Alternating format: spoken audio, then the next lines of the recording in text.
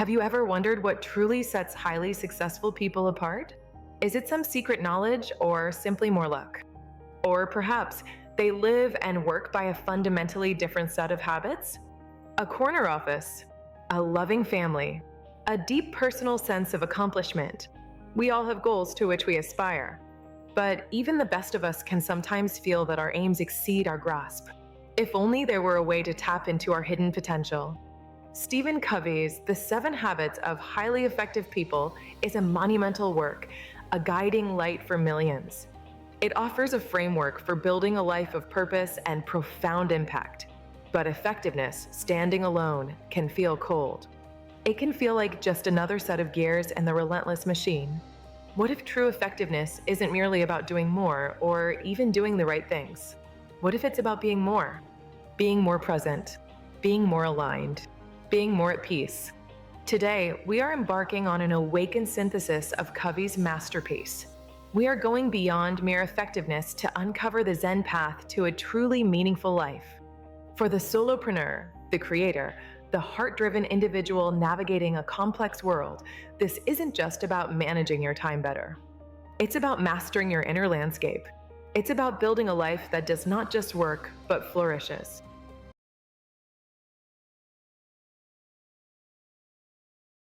Imagine you are visiting a foreign city for the first time.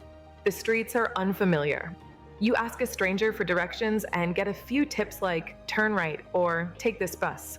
Helpful for a moment, but eventually you will likely get lost again. A more effective strategy would be to find a map, right? With an accurate picture of the world, you can find your own way, again and again. Well, navigating life is similar. While small actions are useful, it is far more valuable to grasp a few fixed and guiding principles and make a habit of following them. Stephen Covey observed that most self-help advice falls into two paradigms. The first is the personality ethic. This argues that success comes from learning tricks and techniques, like talking the right way. This advice is attractive, but often leads to superficial changes that do not make a fundamental difference. The second, and far more powerful, is the character ethic. This approach argues that underlying principles lead to success. These are deep, unchanging truths about the world. If we align our inner character with these rules, we will achieve lasting results. For example, for a happier marriage, the personality ethic suggests a new communication style. The character ethic, however, encourages you to work on yourself. It asks you to become the kind of person who has a good marriage by cultivating a character based on fairness, empathy, and trust. To develop this inner character, you need to change how you consistently perceive and approach the world. This requires cultivating good habits. And that is exactly what Covey's 7 habits are all about. Now let us dive into the core insights for each of Covey's 7 habits. Habit 1. Be proactive. I was an international student almost 20 years ago, majoring in IT. I attended a famous university, but to graduate, we had to complete internships during summer vacation. Despite having maintained a solid 3.8 out of 4.0 GPA until then, I flunked almost every one of my internship interviews. Come deadline, I was the only person in my cohort who still didn't have a job. I remember how I felt those days, as if there was a big knot in my stomach, a sense of anxiety and self-doubt. Was my English wrong? My accent? Did I somehow have some kind of fundamental problem? I decided to take a more proactive approach than just sending applications everywhere. And I went to my head of department, Mrs. He, an extremely understanding and insightful person. I described my situation to her and pondered out loud if perhaps it were my accent or English fluency which made me a fish out of water at this point. She listened quietly as I talked, then gave me a series of questions, just like a real interview. When I was through, she smiled without a word and only shook her head very slowly loud enough for everyone else to hear. Your English is okay. Nothing wrong there at all. It's just that many companies are likely to have trouble with international student offers right now due to their work visa needs. You in fact must show some more consideration for the other side. You'll have to wait a little bit longer and maybe try something else. That was an eye-opener for me. I had been preoccupied with the things that can't be changed right away. like what green card was going to bite me next or the natural accent my speech has. But there are two things under my own control: whether to use a different approach and what kind of attitude will face it all. You can see you, but you cannot force someone to keep up the visa sponsorship. You must do more than just find refuge. Think instead of actively looking for new opportunities. This realization from reactive movement gave rise to proactive change. I found myself with a young research assistant in a college and an associate professor as mentor, opening more doors than anyone could ever expect. This brings the total habits to one. Reactive people expend much of their energy busying themselves about the conditions they cannot change. Proactive people identify what they can influence and act upon it, thus turning obstacles into stepping stones. What makes you you? Covey argues that while genetics or environment play a role, we are not simply at the mercy of outside influences. Highly effective people realize they can control themselves. Unlike animals, humans can pause, reflect, and decide how to respond. When you are proactive, you choose how to engage with the world and determine your own destiny. For instance, you can let unexpected rain ruin your picnic, or you can proactively enjoy time with friends despite the storm. Viktor Frankl, even in a concentration camp, chose his response, imagining a better future. With practice, you can actively shape your response to hardship. Step back, consider the problem's root causes, and focus your energy on what you can positively influence.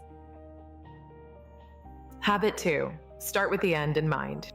Let me tell you about my good friend David, a young talented painter that had a tremendous gift with very little direction. His tiny studio was cluttered with incomplete canvases, splashes of color that started out on a roll but had run off the rails. He painted well past midnight, and his earnings didn't even cover the rent. He had no shortage of talent or love for art. What he lacked was clarity. Sitting with him one evening after dinner over coffee, I asked him the same question that arose for me one day as I read Covey's second habit. Close your eyes. It's 5 years from now, and you're living the life of an artist. What does that look like? Where are you standing? Who's around you? What are they saying about your work? David was silent for a moment, then his face relaxed. He painted a gallery lined with big, soulful abstractions of landscapes, works that spoke to our poignant and tenuous and beautiful relationship with nature. He watched as people stopped at each painting, moved to quiet reflection. He envisioned himself leading workshops, helping others find their own creative voice. And he envisioned a life in which art wasn't just a side hustle. That vision changed everything. The following day, David no longer dissipated his energy into random pursuits. He agreed if he could develop a series proposal around that vision. Before he felt ready, he launched a small online course, presenting it as a step toward the bigger dream of teaching that inspired him. It was like switching on a lighthouse in the fog to have that clear end point. He at long last understood which brushstrokes counted, both on canvas and off.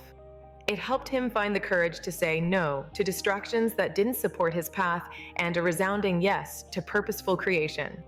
David's transforming life illustrates, once you start with the end in mind, your present unplanned decisions no longer are wandering in random pursuit, but stepping stones leading you precisely where you want to be. Habit 3. First things first. I once mentored a young barista, let's call him Leo, who wanted to open his own quirky coffee shop.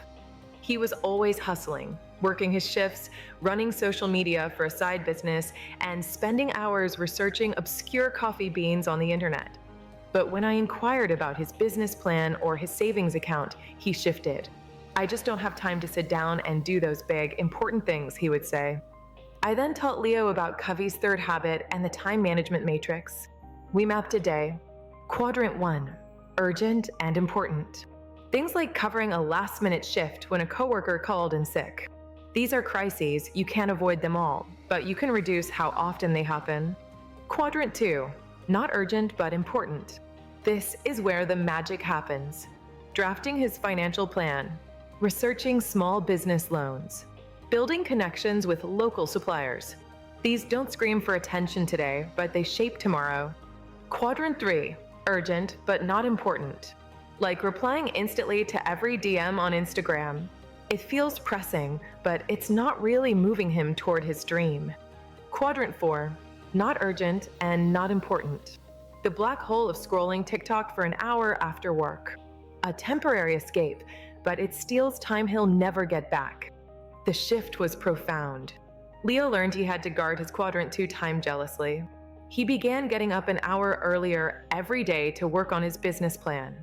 He made a point of checking social media at specific times rather than letting it distract him all the time. It wasn't a matter of getting more time. It was the case of creating time to do the things that really pushed him in the direction he wanted to head.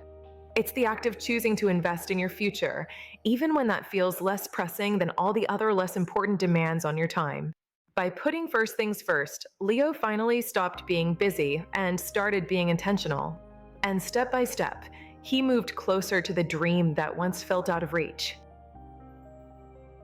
Habit 4 is think win/win. Covey writes that life is not a zero-sum game. Far too many of us fall into the trap of thinking that if someone else is winning, we must be losing. That's a scarcity mindset, the sort that breeds jealousy, competition, and fear. In contrast, win/win is abundance-based. It is built on the pillars of character, trustworthiness, maturity, and that all are served relationships, the pursuit of mutual trust and respect, and agreements, clear expectations that benefit all. Instead of, how will I get the bigger share, we start by asking, how can we build the pie together? For instance, I used to feel threatened by another creator in my same niche. But my initial reaction inclined toward competition. If hers grew, would mine shrink? But I switched to win/win. I proposed an idea of my own, one that could be a collaboration, a co-workshop, or communal workshop. We each came with our own communities, and together, the outcomes far surpassed what either of us would have been able to achieve on our own. What that experience taught me is a fundamental truth. When you select win/win, instead of dividing the opportunities, you multiply them.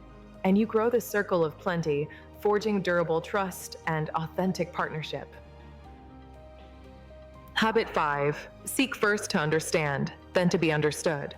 Mariana suffered from anorexia as a teenager. To be sure, anorexia is a dangerous disease, and everyone in Mariana's life was trying to urge her into treatment.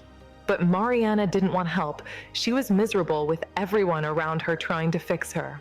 When Mariana went away to college and met her 3 roommates, they quickly saw how thin she was and realized that something was wrong with her eating. Some of these roommates could have attempted to support her rather than exhuming her story. They got to know her, they accepted her, and they lived their lives in front of her with an invitation for her to be a part of it. Ultimately, these relationships helped Mariana learn to accept herself enough that she started eating again. When we try to help, it can frequently turn out disastrously. We know much more about the reasons people fall into addiction or self-harm and what is and isn't working when it comes to aiding them. As it happens, the human being thirsts most deeply to be known. So when you offer that to someone, you hold out the most important thing a human can give to another: hope. It starts with listening.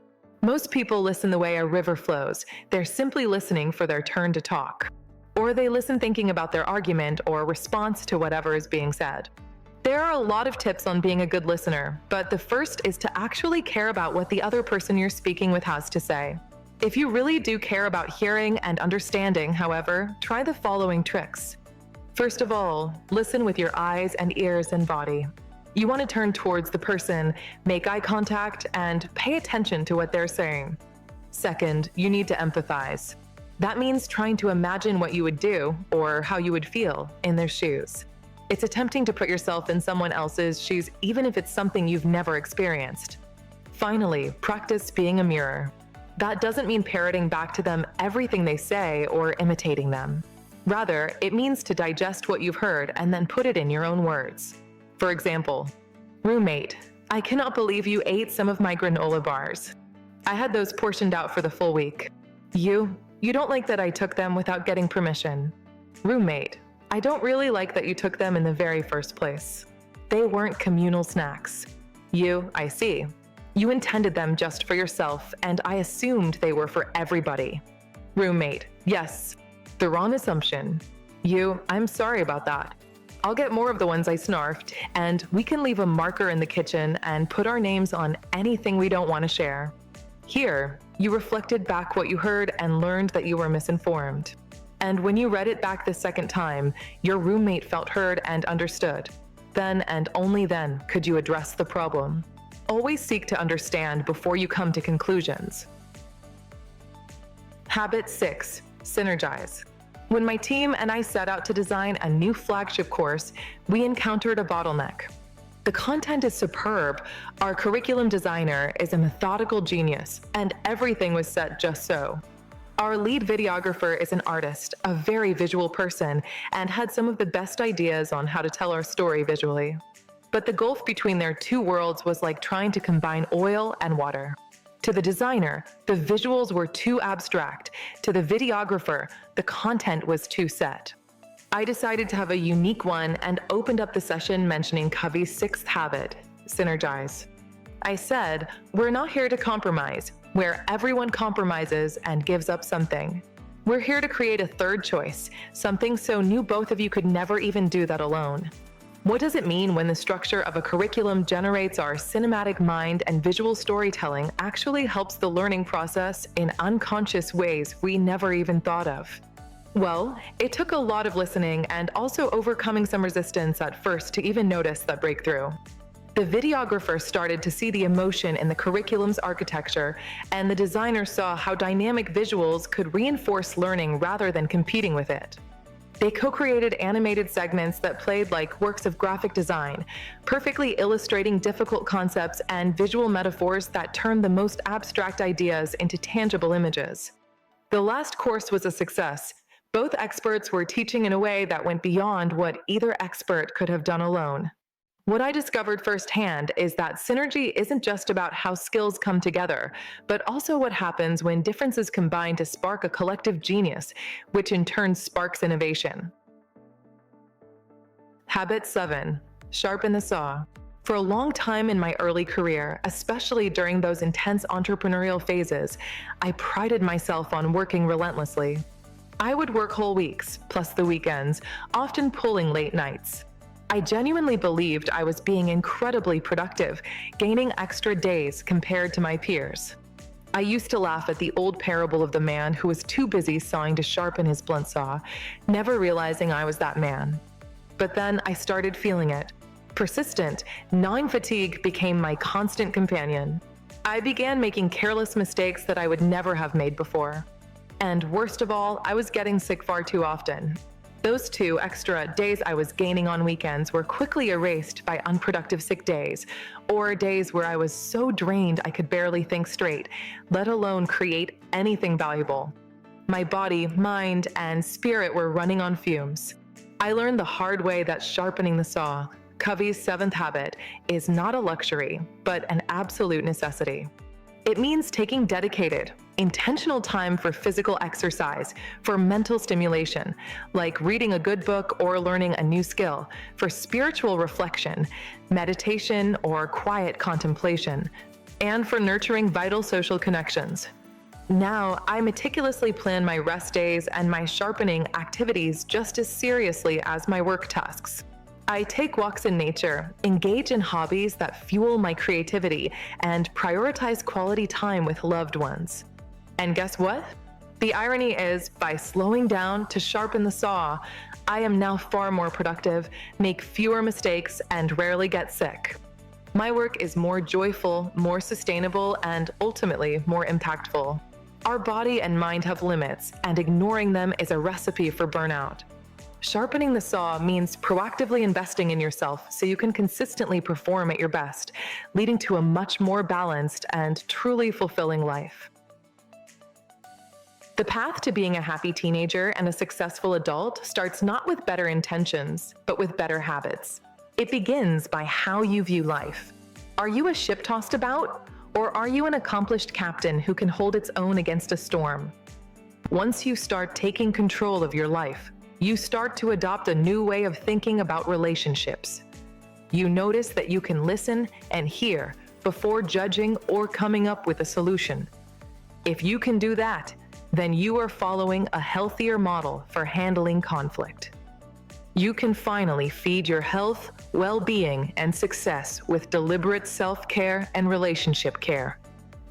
Awaken Success. Always listening, always understanding. Follow Awaken Success today to unlock in-depth book insights, transformative Zen stories, and mindful business strategies, all designed to help you flourish completely.